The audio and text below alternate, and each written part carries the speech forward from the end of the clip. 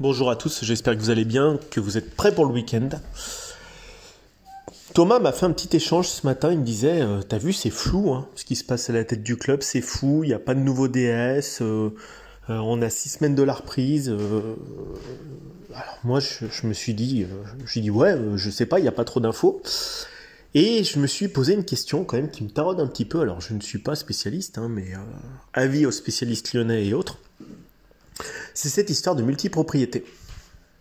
Alors avant, on connaissait, il y a une dizaine d'années, la multipropriété de joueurs. Donc le joueur appartenait à des fonds, à un club formateur, puis un deuxième club et parfois des troisièmes clubs. Donc il y avait des pourcentages de détention.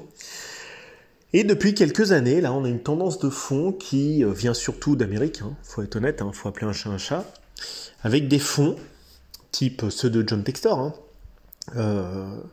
et qui acquiert facilement un club, 2 clubs, 3 clubs, 4 clubs, 5 clubs, 6 clubs, 7 clubs, 8 clubs. Alors, quand c'est Manchester City, tenez-vous bien, c'est 11 clubs détenus. 11 clubs détenus. Donc cette multipropriété, elle a quelques années désormais.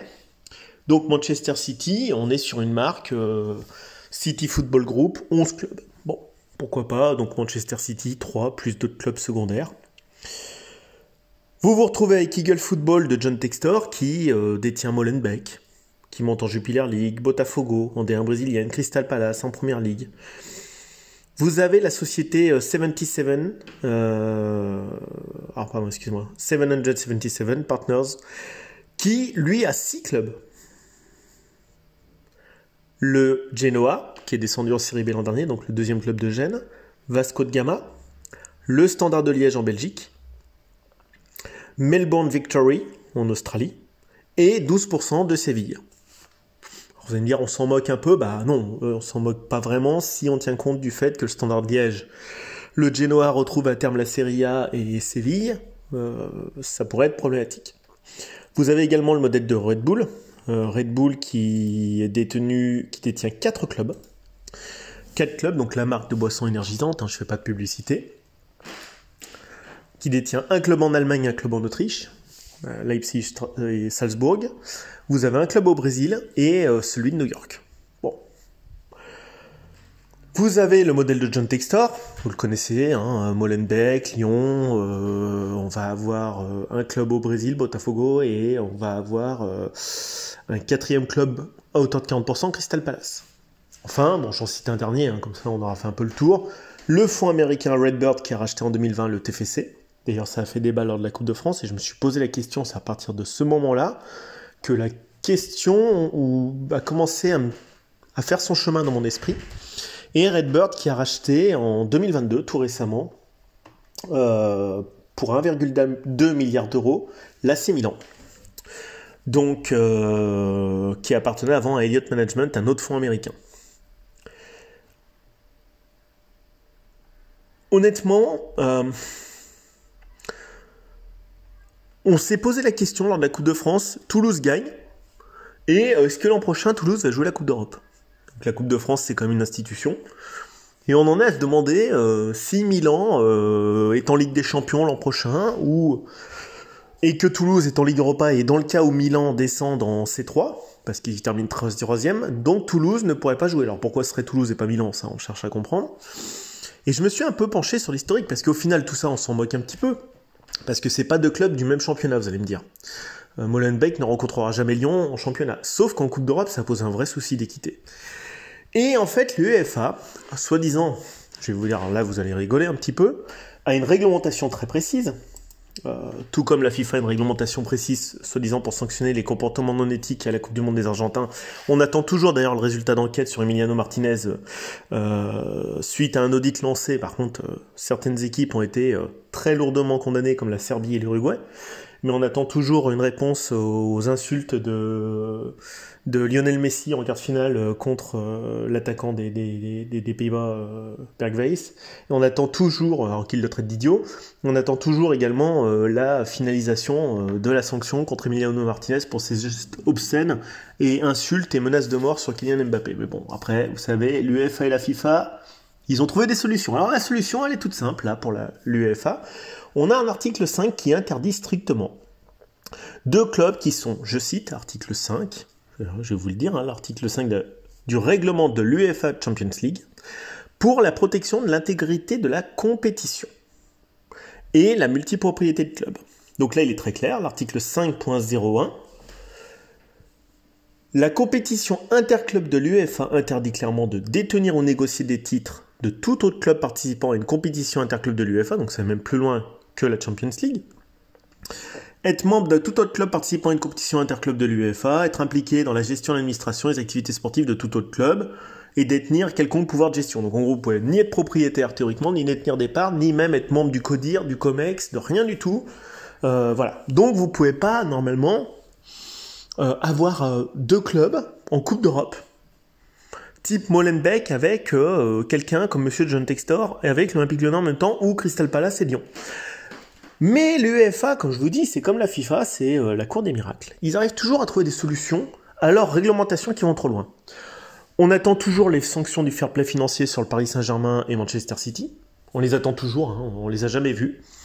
C'est bizarre, ils ont des contrats maillots de 400, 500, 600 millions d'euros, des contrats maillots du pays, bien évidemment, qui leur permet de ne pas avoir le fair play financier, qui était une vaste blague finalement, lancée par Platini. Soi-disant, ils auraient dû être suspendus. Alors City aurait dû être suspendu plusieurs années, ils ne l'ont jamais été. Le Barça ne l'a jamais été. Le Real ne l'a jamais été. Pas plus que le Paris Saint-Germain. Donc je vous rassure, ils ont trouvé la même solution. Je me suis penché sur un antécédent. Et après, j'arrive à l'Olympique Lyonnais. Alors théoriquement, en 2018-2019, la Galaxy Red Bull a deux clubs qui s'affrontent, détenus par le même propriétaire. Ça s'est passé quand ? En 2017-2018, le club de Salzbourg et de Leipzig, détenus par le même propriétaire, sont qualifiés en Ligue des Champions. Et ils se rencontrent.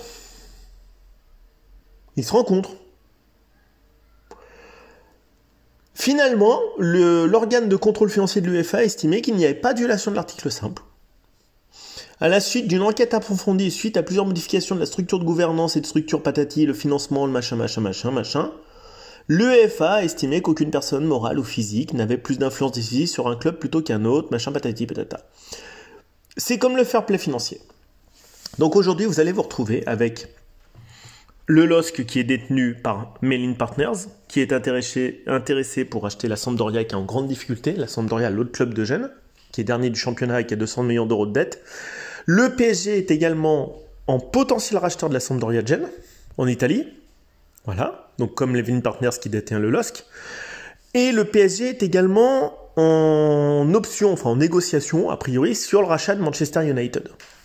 Donc voilà, le PSG, il souhaite soit s'orienter vers la Samp, qui est très endetté, soit vers United. Bon. Vous vous retrouvez avec tout ce bazar. Alors moi, je me dis à un moment donné, ah ouais, Antoine, t'es bien gentil, tu veux nous mener où ? En fait, je veux vous mener où ?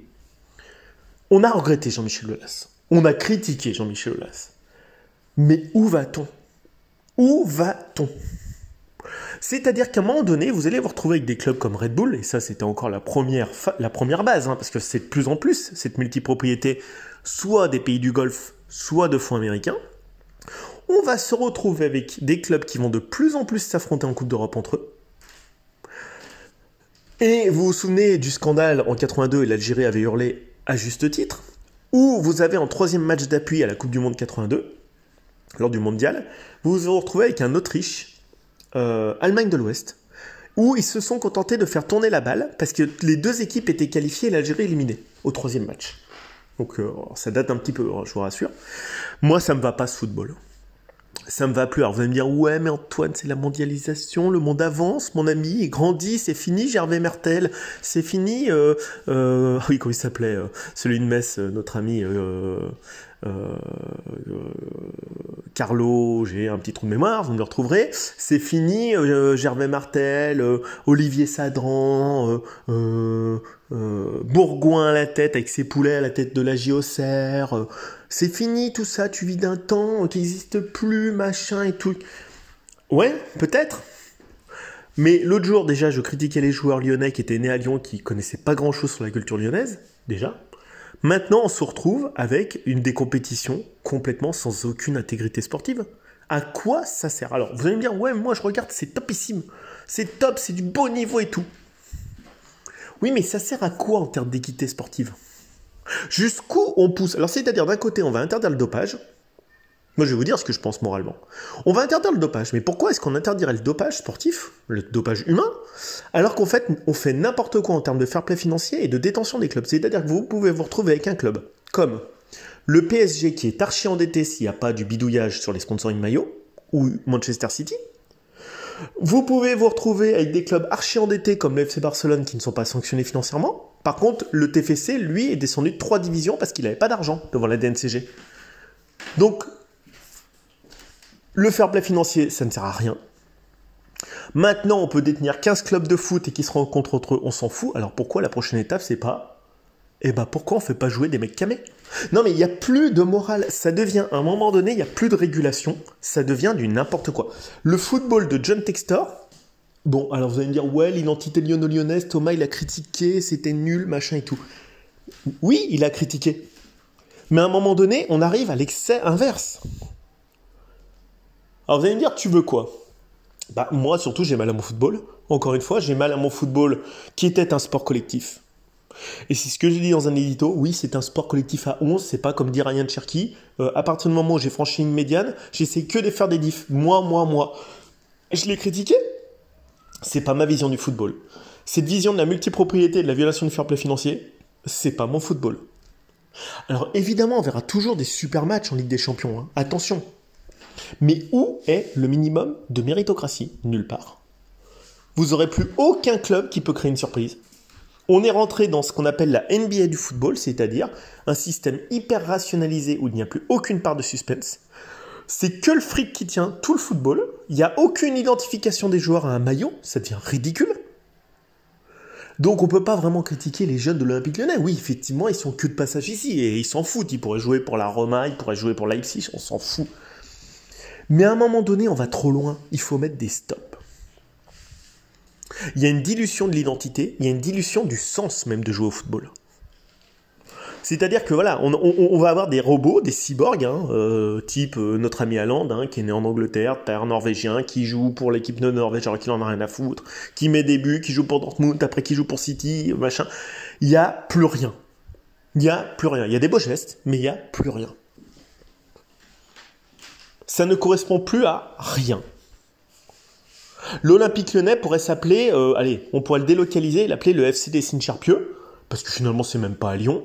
C'est un stade qui s'appelle le Groupama Stadium, j'en ai rien à foutre que Groupama soit un assureur local, avec des joueurs qui sont nés localement mais qui n'ont rien à foutre et qui sont en partance pour le Real, qui est endetté, qui respecte pas le fair play financier, qui sera dans 5 ans détenu par 300 hedge funds américains, chinois ou d'Abu Dhabi. Mais ça correspond à quoi les clubs aujourd'hui? Ça représente quoi? Pourquoi est-ce qu'on laisse le nom même des villes alors qu'aucun stade n'est dans des villes? Moi je m'en fous de Dessines, l'Olympique Lyonnais c'est à Gerland, c'est pas à Dessines. Alors vous allez me dire t'es un vieux con, je suis peut-être un vieux con. Mais c'est la dilution de toute identité et de tout sens qui fait que ça ne rime plus à rien. Ça ne rime à rien. Et ça ne rimera plus jamais à rien. Pourquoi est-ce qu'on est supporter de l'OL à la base? Posez-vous la question. Parce qu'on soit on est local et on est fier de notre couleur, soit on a rêvé d'exploits passés où ça correspond, troisième version, à notre ADN, à notre identité. La multipropriété, j'y comprends rien. Perso, je comprends même pas. Alors vous allez me dire, ouais mais Antoine, il n'y a plus assez de repreneurs, on est obligé d'avoir des Américains qui essayent de spéculer dans tous les sens. Ah non mais attendez, c'est peut-être qu'il faut moins payer les joueurs. Hein. Dans ce cas-là, il faut peut-être mettre des barrières. Hein. Il faut peut-être mettre des salary cap comme ils ont essayé de le faire à Saint-Etienne. Vous allez me dire, ça va pas marcher avec 70 000 balles par mois, t'attires pas des super joueurs et tout, regarde où ils en sont. Non mais attendez, à un moment donné, les mecs, ça rime plus à rien. On paye des mecs 500, 600, 700 000 balles, 8 millions, 1 million, 2 millions, 3 millions. Regardez, maintenant Messi on lui propose combien? J'ai même plus un demi-milliard. En Arabie Saoudite, le mec il est cramé, il est en fin de carrière. Non mais tant mieux pour lui. Le problème c'est que les sommes sont beaucoup trop élevées pour que des entrepreneurs ou des capitalistes sains de corps et d'esprit en finance se projettent dans cet univers qu'est le football. C'est un univers de perte d'argent systématisé, de montage financier complètement, même avec Lyon, 13 banques. Non mais 13 banques, personne n'y croit quoi. Ça rime plus à rien, on comprend rien. Moi je comprends rien, ça n'a aucun sens juridique, ça n'a aucun sens au niveau de l'identité de l'histoire et ça n'a aucun sens au niveau de la finance. Moi, je sais même pas ce que c'est ce club. Je comprends même plus ce qu'est ce club. Pourtant, je suis du coin, je suis né là. Je ne comprends même plus ce qui se passe. J'ai un petit regret. Oui, Olas est né à l'Arbrel. Il jouait, comme il dit, à la pêche aux grenouilles à l'Arbrel. Il savait ce que c'était le coin.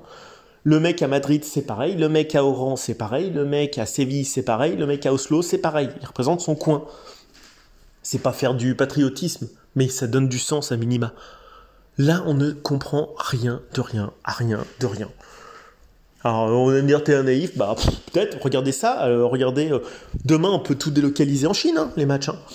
On peut mettre le FC Guangzhou contre le FC machin, en l'appelant Paul Bocuse Stadium, on s'en batte les couilles, ça veut plus rien dire. C'est que des brandings, c'est que de la marque, c'est de la merde.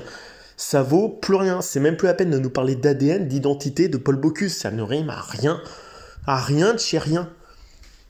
Voilà, donc c'était un petit coup de gueule comme ça. Bon, bah voilà, si vous êtes content que des clubs soient détenus par Milan, Toulouse, que le club de Manchester City qui existait, qui était nullissime, qui avait aucun titre avant 1968, il n'y a rien, le néant, se retrouve du jour au lendemain, exhumé de terre, comme le PSG d'ailleurs était exhumé de terre en 2012, parce qu'autrement avant c'était à chier, par une coupe de merde marquée par Bruno Ngotti d'ailleurs, au passage. Voilà, c'était nullissime, tout le monde se foutait du PSG avant l'arrivée des Qataris, voilà, donc là ils sont sortis de terre, comme City est sorti de terre. Maintenant, vous avez Toulouse qui appartient à Milan, qui appartient au même truc que Milan. Vous avez City qui appartient au même truc que Troyes, dans l'Aube. Nous, on appartient au même truc que Molenbeek, que Botafogo. On est des clubs frères. Mais des frères de quoi? Rien du tout. Je sais même pas qui c'est, les mecs en face. J'en ai rien à secouer. Donc, en tout cas, ça correspond plus à rien. Ça correspond tellement plus à rien que vous vous êtes retrouvés avec les Greens, donc les historiques, ceux qui ont sorti le maillot historique de Manchester United, qu'on dit, à un moment donné, en Angleterre, alors vous allez me dire, ils l'ont fait une fois, ils ont dit stop au projet de Super Ligue européenne. Vous vous en souvenez, c'était il y a 2 ans. Ça avait tellement gueulé auprès des fans en Angleterre qu'ils ont retiré le projet. Mais quelque part, ils sont un peu hypocrites, les fans anglais, parce que il faut aller au bout de la logique. Qui est le propriétaire? D'où vient le pognon? Qu'est-ce qu'on en fait? Voilà. Bon, j'ai fait un peu long, désolé, c'était un peu ma vision sur la multipropriété, les violations du fair play financier, les violations juridiques. On se doute bien que l'UEFA, comme avec l'Argentine à la Coupe du Monde, ils vont passer un grand sweep d'éponge, voilà. Allez hop, on met tout sous le paillasson, comme d'hab. Bon, dès qu'il y a du blé, de toute façon, ils sont comme des oufs, c'est pas pour rien qu'ils sont en Suisse. On sait très bien que l'UEFA va fermer les yeux sur tout ça. On le sait. Comme la FIFA, c'est l'argent, eux, qui compte. C'est leur seul moteur. Si vous, votre moteur, c'est le fric, pourquoi est-ce que vous regardez Lyon Fan TV? Dirigé par un mec qui est un amateur, qui gagne 3 cacahuètes avec cette chaîne, qui est un Lyonnais pur jus, comme nous, moi aussi je suis un Lyonnais pur jus comme plein de mecs. On court après quoi aujourd'hui? C'est la question que je vous pose, les mecs. On court après quoi? Quand le jour on me disait ouais tu critiques John Textor parce que sa mère est française, il parle pas français, c'est pas bien, t'es un enfoiré et tout, moi mon grand-père il est italien, je parle pas italien et tout. Chacun fait ce qu'il veut dans la vie. Moi j'aime bien comprendre le passé. Moi en tout cas je vois que ouais, son seul truc, ce mec c'est le blé. Voilà, bon en tout cas je disais juste, c'est révélateur d'un état d'esprit, le fait qu'il veuille pas dire bonjour je suis très content d'être ici en France alors que sa mère est française. Si ça le trouve le cul déjà de dire ça, je peux le dire dans au moins 5 langues sans être natif d'aucune autre. Voilà, donc à un moment donné, ça prouve l'état d'esprit du gonze. Et c'est vrai que moi, je suis désolé, comme il a viré Aulas, ça me choque un peu. Pour ce qu'a fait Jean-Michel Aulas pour le club, même si à la fin c'est vraiment parti en quenouille les 4-5 dernières années, mis à la porte, mais vous allez me dire, il a pris du blé. Il a tout fait, c'est un Lyonnais, c'est un gars du coin. Il le remercie comme un malpropre. Donc ça prouve, il parle pas français, il arrive en survêt avec un truc de l'œil, il aurait pu mettre le truc de Molenbeek ou de Botafogo, c'était pareil, il en a rien à foutre. On sait pas où on va et on connaît pas leurs objectifs à ces mecs. Voilà, j'ai fait un petit peu long, j'ouvre une brèche. Vous allez voir, ça va nous revenir à la gueule cette connerie. C'est la course au n'importe quoi. On fait partie d'une multipropriété, je ne comprends pas ce que c'est. Je ne comprends même pas à quoi ça rime et je comprends pas où ça va. On va dire faire du fric. Moi, je m'en batte. Donc, demain, Toulouse peut gagner avec des champions contre Milan. Milan fait semblant de se péter. Les mecs font semblant de se péter la jambe en finale de Ligue des Champions. Toulouse est champion, alors qu'ils n'auraient jamais été champions à la base, mais ça rime plus à rien. C'est de la merde. C'est de la putain de merde. Franchement, c'est plus le football qui a été voulu par les créateurs. Parce que reprenez l'histoire des clubs. Reprenez vraiment pourquoi ils ont été créés, ces clubs. Tous les clubs. Que ce soit l'OL, le Barça, que ce soit l'Inter. Pourquoi c'est l'Inter ? Pourquoi c'est Milan AC et pas Milano? Cherchez à comprendre pourquoi c'est Manchester United et pourquoi ils ont changé les couleurs. C'est chercher à comprendre ce qui est vraiment Liverpool. Cherchez à comprendre pourquoi c'est Borussia, la marque de bière, Dortmund. Pourquoi c'est le Bayern de Munich, parce que c'est la Bavière. C'est tout comme ça, et tout ça, ça n'a plus aucun sens, ça a volé en éclats. C'est l'américanisation du sport. On a des franchises désormais. Voilà. J'ai terminé, je vous souhaite un excellent week-end à tous. Ciao, ciao.